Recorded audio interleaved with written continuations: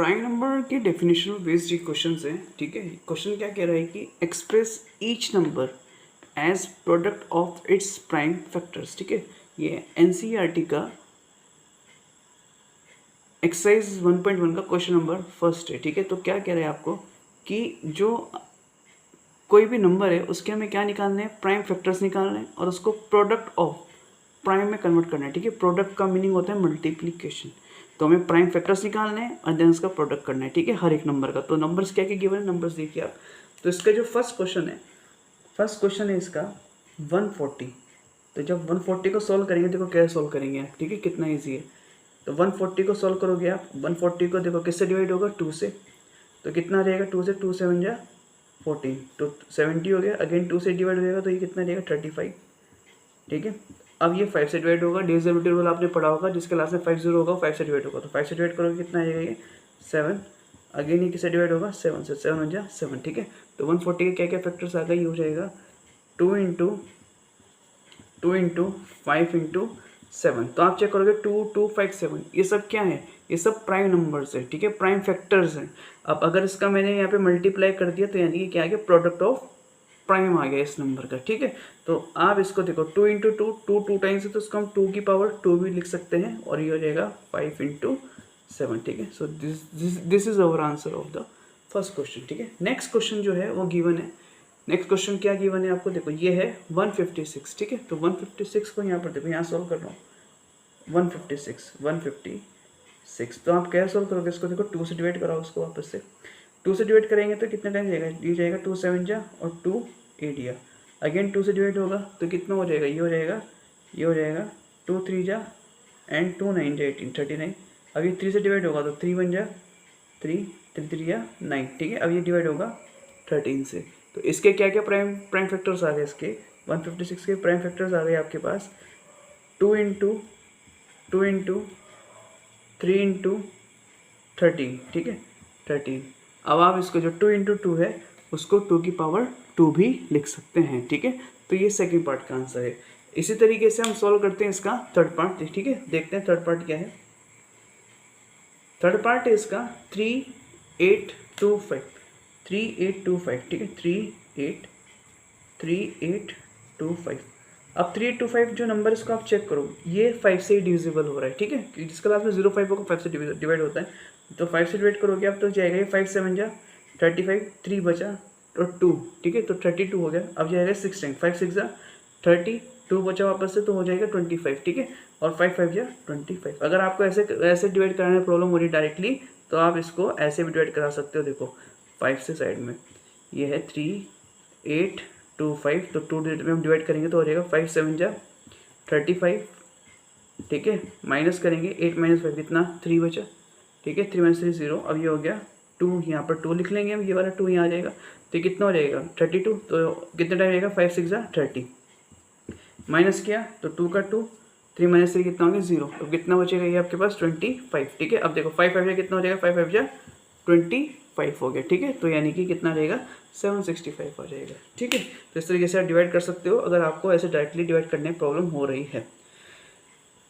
देखो नेक्स्ट आप यहाँ पे वापस से देखो 5 है तो 5 से डिवाइड होगा तो कितना हो जाएगा, यहाँ पर डिवाइड करके दिखाता हूँ आपको। स्टार्टिंग में डिवाइड कर रहा हूँ, फिर नेक्स्ट क्वेश्चन जो आगे क्वेश्चन है उसको डायरेक्टली सॉल्व करने की कोशिश करेंगे। तो ये हो जाएगा, देखो 5 1 जा 5। ठीक है, 7 - 5 कितना 2, कितना हो गया 26। ठीक है, 6 यहाँ पर उतारा आपने।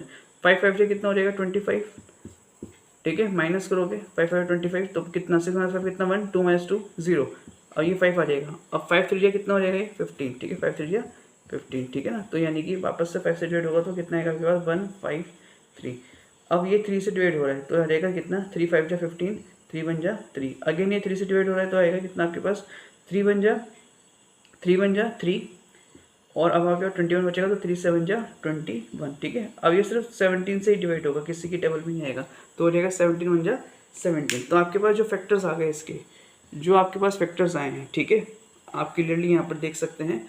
तो वो ये है 3825 के फैक्टर हैं 5 इंटू 5 इंटू 3 इंटू 3 इंटू 17। ठीक है, 5 इंटू 5 2 टाइम्स है तो उसको लिख सकते हैं हम 5 स्क्वायर।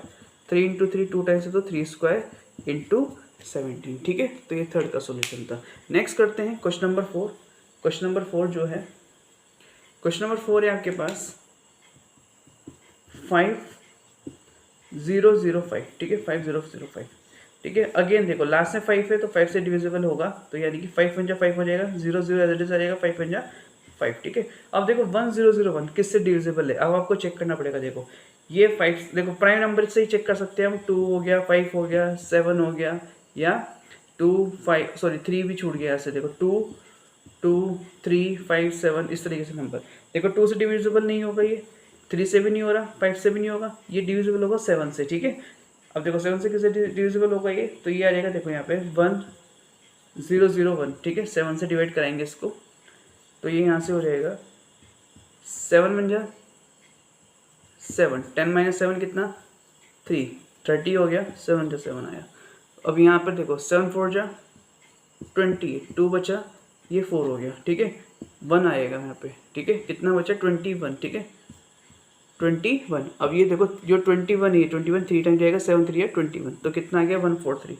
तो ये आ जाएगा 143 जब इसको आप 7 से डिविजिबल करोगे, डिवाइड करोगे।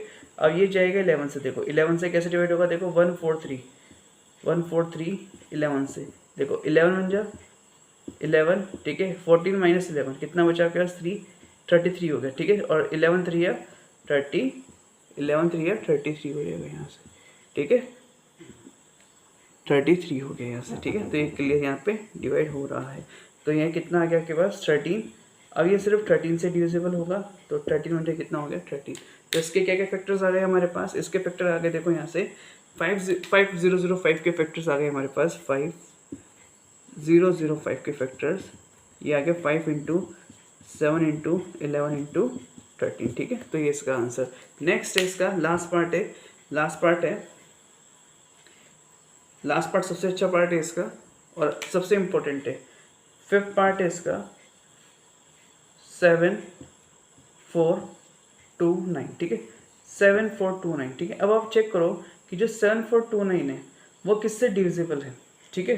तो आप यहाँ से क्लियरली देख सकते हो, देखो आप इसको 3 से डिवाइड करोगे, 3 से नहीं होगा, 4 से डिवाइड करोगे, 4 से नहीं होगा, सो है 4 से तो हम करेंगे ही नहीं, क्योंकि 4 तो क्या कंपोजिट है, प्राइम ही नहीं। 5 7 5 से करेंगे, 7 से करेंगे, 11 13 किसी से भी नहीं होगा। तो ये जो डिवाइड होगा, ये डिवाइड होगा 17 से, ठीक है। आप यहाँ पर चेक भी कर सकते हैं, जैसे 7429 है, 17 से डिवाइड करोगे जब आप इसको, तो देखो कितने टाइम जाएगा, 17 4 68 होगा, तो यहाँ माइनस करा इसको, तो 6 बचा, ये हो गया 62, ठीक है। अब 17 कितने टाइम जाएगा, देखो 4 जा गया, 4 जा लिख लिया मैंने, तो ये हो जाएगा 17 3 या 51, ठीक है। माइनस किया 2 - 1 1, 6 - 5 1, कितना आ गया हमारे पास, कितना बचा हमारे पास यहाँ पर 11 बचा। अब ये आ जाएगा 19, ठीक है।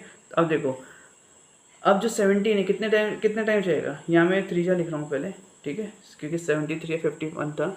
अब ये जो है 17 को हम डिवाइड करेंगे किससे, जब 17 को डिवाइड करेंगे। अब देखो 119 है, तो 119 कितने टाइम जाएगा, 17 7 जा हो जाएगा 119, ठीक है।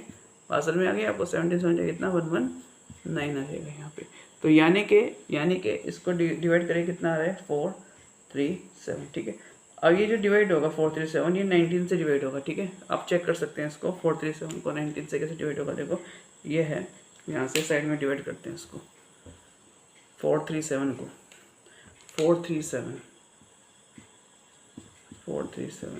देखो ये हो जाएगा 19 में 19 2 जा 38, माइनस करेंगे हम, तो देखो 13 - 8 कितना हो जाएगा 5, 3 - 3 0, तो ये हो जाएगा 7, यहाँ से 7 लिख लेंगे, यहाँ 7 उतार लेंगे यहाँ पर, तो 19 3 कितना हो जाएगा 57, ठीक है। तो कितना आ गया मेरे पास 23, तो ये आ जाएगा यहाँ पर 23। अब ये 23 से डिवाइड होगा, ठीक है, तो आ जाएगा 1, तो यानी कि जो 7429 है, ठीक है, उसके जो फैक्टर्स आएंगे क्या आएंगे 17 × 19 × 23, ठीक है।